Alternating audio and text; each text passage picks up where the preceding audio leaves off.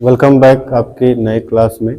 मैं कक्षा 10 के अध्याय फर्स्ट है रासायनिक अभिक्रिया एवं समीकरण। ये महज आपका ये लास्ट टॉपिक ही है, संक्षारण एवं विकृत गंधिता। संक्षारण देखिए क्या होता है। संक्षारण ऐसा माने है, शब्द मतलब होता है कि जिसका क्षय हो जाना, यानी कोई ऐसा वस्तु या पदार्थ या तत्व जो अपने मूल अवस्था से विकृत हो जाए। ठीक है, मूल अवस्था अपना खोने लगे, किसी और अवस्था में परिवर्तित होने लगे, उन्हीं को क्या बोलते हैं? संक्षारण बोलते हैं। जैसे आप लोग देखे होंगे कि अगर बाहर कोई आपके यहाँ गेट वेट लगा हुआ हो या लोहे का कोई भी पात्र है, अगर उसको अगर हम पॉलिश ना करें, या कोई लोहे का जाली है या दीवार है, कोई भी लोहे का आपका कोई गेट बनाया गया है, अगर उसको प्रतिरोधक के रूप में अगर हम उसको पॉलिश नहीं करते हैं, पेंट नहीं करते हैं, तो धीरे धीरे देखते हैं कि उसमें क्या होता है, जंग लगना प्रारंभ हो जाता है। और जंग इस कदर लगता है कि वो क्या होता है, जंग का लेयर बन जाता है, पपड़ी की तरह निकलने लगता है। एक लेयर में उतर जाता है, दूसरे लेयर में उतर जाता है। कहीं कहीं आप देखे होंगे कि कहीं कहीं आप लोहे का जो खिड़कियों का रॉड होता है लोहे का, वो पूरा ही क्षय हो जाता है, पूरा ही देखेंगे पूरा गल जाएगा। तो उसी को कहते हैं संक्षारण। यानी जो किसी भी तत्व या पदार्थ का जो अपना मूल अवस्था है, वो अपना क्या करता है, मूल अवस्था की मुख्य अपनी आकृति या उस अवस्था को खो देता है, इसको संक्षारण कहते हैं। इसके बाद इसमें यह भी पढ़ना है कि संक्षारण के बचने के उपाय क्या है। ठीक है, तो संक्षारण आपके जानते हैं, अगर आयरन है, अगर आयरन होगा, लोहा होगा, तो आयरन है, आयरन की क्रिया क्या होगा, जल के साथ और O2 के साथ होता है। ठीक है, जब ये बाहर रहेंगे आपके लोहे, तो जल मान लीजिए बारिश के दिनों में बारिश होगा तो भीग जाएगा, बारिश दिनों में इसको क्या मिल गया, H2O मिल गया, हाँ, डाई हाइड्रोजन ऑक्साइड मिल गया।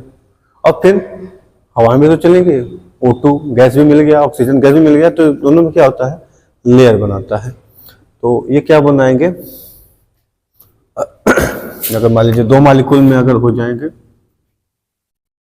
तो ये फेरस ऑक्साइड बनाते हैं, Fe2O3।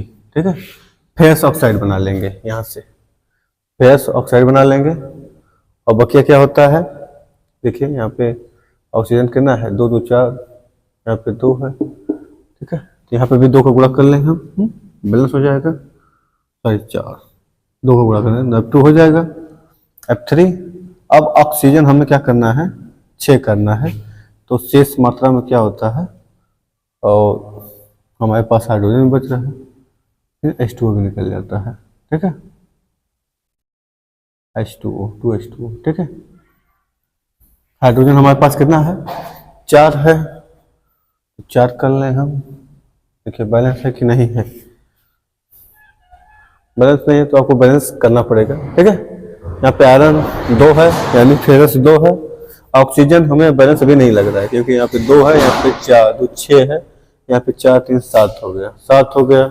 चलिए कोई बात नहीं, 6 करते हैं, 6 4 10, 2 कर देते। ठीक है, अब 6 4 10 ऑक्सीजन हो गया। देखिए 2 3 6 ऑक्सीजन हो गया, और 4 देखिए सीधा सीधा जो इसके आगे जो होता है, इसको बोलते हैं स्टीरियो कोफिशिएंट। ठीक है, स्टीरियो कोफिशिएंट जो होता है, उनके जो अंदर कंपाउंड होते हैं, तो कंपाउंड जितने भी होते हैं तो वो जानते हैं आपके एलिमेंट्स से मिलकर ही बने होते हैं। तो जितने भी ये मान लीजिए आगे वाला जो संख्या रहता है, अगर ट्वाइस के रूप में, थ्राइस के रूप में है, तो डायरेक्ट क्या करेंगे, उसमें गुणा कर देंगे इसकी वाली संख्या से। इसके सामने कितनी संख्या है, 2 है, तो 2 में 2 का गुणा कर देंगे 4, यानी अब यहाँ पे हमारे पास फेरस कितना है, आयरन कितना है, 4 संख्या में। तो यहाँ पे भी हम क्या कर देंगे, 4 कर देंगे सीधा सीधा। ठीक है, क्योंकि हमें बैलेंस करना है ना, क्योंकि अभी इसके पिछले कक्षा में बताए थे, इसको हम बैलेंस करना अनिवार्य है, बैलेंस नहीं करेंगे तो मतलब नहीं है। तो यहाँ पे 4 फेरस कर लिए, 4 यहाँ पे हो गया, ये बैलेंस हो गया। अब चलते हैं ऑक्सीजन के पास। ठीक है, हाइड्रोजन देखिए कितना है, और हाइड्रोजन आपका 4 है, वहां पे कितना हो गया, 8 हो गया, तो यहाँ पे भी 4 का गुणा कर देंगे। ठीक है, ठीक है, 4 कर देंगे, 4 का गुणा कर देंगे, तो 4 दूना 8 हो गया। ठीक है, अब देखिए ऑक्सीजन बढ़ेगा, तो 4 4 8 हो गया, तो यहाँ पे हम क्या करेंगे, यहाँ पे 3O2 कर दीजिए, हो जाएगा, 3 दूना 6 हो जाएगी, 4 ऑक्सीजन ये, 2 3 6 ऑक्सीजन ये, 4 6 कितने होते हैं, 10, 2 3 6 और 6 4 10 हाइड्रोजन 8। यही हमेशा बनता रहता है, इसी को बोलते हैं जंग का लगन। ठीक है, जंग लगता है तो 6 हो जाता है। ठीक है, आगे करते हैं, इसलिए संचालन होता है। इसे संचालन को बचने के लिए क्या करते हैं, पालिशदार करते हैं। देख रहे हैं ना, संचालन में क्या होता है, पानी लगता है, यानी देखो रिएक्शन के बाद भी पानी बच रहा है, इसलिए पानी ना लगे उसको क्या करते हैं, पालिशदार कर दिया जाएगा। पानी क्या हो उसके सतह से सरक के निकल जाए। ठीक है, किसी चिकने सतह पे, जैसे अभी ये व्हाइट बोर्ड है, इस पर पानी फेंकेंगे ना, दे दे दे क्या होगा, सरक जाएगा। लेकिन अगर सीधा सीधा अगर नॉर्मल लकड़ी रहता, इसको खुले में छोड़ दे, पानी लग जाएगा। पानी लगेगा, लगते लगते क्या होता है, इसमें दीमक लग जाएगा। ठीक है, लकड़ियों में भी क्या होता है, दीमक लग जाता है।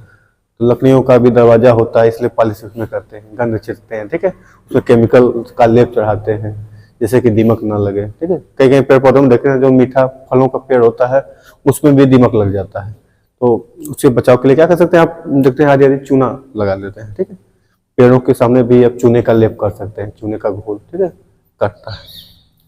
और इसके बाद बहुत सारा आपको बनाया जाता है, लक्ष्मण रेखा भी है, लक्ष्मण रेखा खेल दीजिए, चूटे चूटे नहीं आते हैं। ठीक है, आपके आगे होता है विकृत गंधिता। विकृत गंधिता देखो क्या होता है, ये मान लीजिए कोई खाद्य पदार्थ रखा गया है, तो खाद्य पदार्थ मान लीजिए काफी दिनों तक रखा गया है, तो उसके अंदर क्या होता है, एक विशेष प्रकार के बैक्टीरियल इन्फेक्शन हो जाता है, जिसकी वजह से क्या होता है, उनमें गंध उत्पन्न हो जाती है।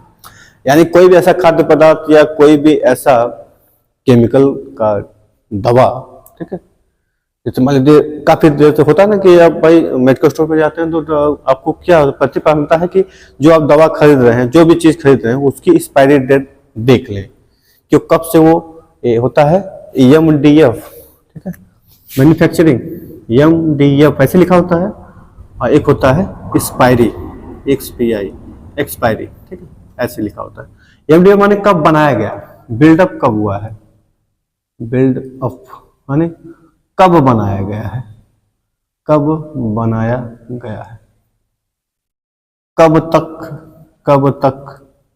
है, कब तक होगा आपका। ठीक है, कब तक मौजूद रहेगा, तो ये देखना बहुत जरूरी होता है, क्योंकि अगर मान लीजिए कोई अगर एक्सपायरी डेट की दवा भी लेके चले आएंगे ना, तो पिएंगे तो उसका स्वाद अलग रहेगा। अब मान लीजिए अब काफी दिनों के मीठा रखे हैं, मान लीजिए इसमें तो ठंडियों का दिन में है, तो ठंडियों के दिनों में आप मीठा मान लीजिए कई दिनों तक खा सकते हैं। ठीक है, लेकिन एक लिमिट है। अब ज्यादा दिन का मीठा रखेंगे तो उसमें क्या होता है, स्मेल आने लगेगा, चाहे ठंडी हो चाहे गर्मी हो। गर्मी तो बहुत जल्दी खत्म होता है, और ठंडी में क्या बैक्टीरिया तो डिसीज होते हैं, कम होते हैं, लेकिन कुछ दिन बाद, एक हफ्ते बाद तो खराब होना ही होना है उसको। तो एक्सपायरी डेट क्या होता है, उस मीठे का जो स्वाद आप ताजे पे खाए होंगे, वो जो होता है वो 10 दिन बाद खाएंगे तो क्या होता है, एकदम अलग हो जाएगा, उसका स्वाद ही चेंज हो जाएगा। तो उसी को बोलते हैं विकृत गंधिता। यानी किसी पदार्थ या खाद्य पदार्थ, ठीक है, A to Z खाद्य पदार्थों में काफी बैक्टीरिया या रासायनिक क्रियाओं के होने के कारण से, एक्सटर्नल क्रियाओं के होने के कारण से, या उन पे फंक्शन इन्फ्यूज होने के कारण बार बार क्या होता है, बैक्टीरिया उसके साथ रिएक्शन करते हैं, जिससे क्या होता है, उनका जो मेन जो गुण होता है, मेन जो बिहेवियर होता है, उनका जो स्वभाव होता है उस पदार्थ का, वो खो देते हैं, अपने स्वभाव का गुण नेचर सब खो देते हैं इसमें। इसी को बोलते हैं विकृत गंधिता। ठीक है, आई होप मुझे ये क्लास अच्छा लगा होगा। साथ साथ ये पहला चैप्टर आपका समाप्त हो गया है। मैं अगला नेक्स्ट क्लास में ठीक है आपका इससे संबंधित जितने भी आपके फर्स्ट चैप्टर से आपके इस एग्जाम में या पिछले एग्जाम में जो यूपी बोर्ड में पूछा गया है, उसको तुरंत हम करवाएंगे। Thank you. साथ साथ ये आप अधिक से अधिक लाइक और सब्सक्राइब कीजिए। तो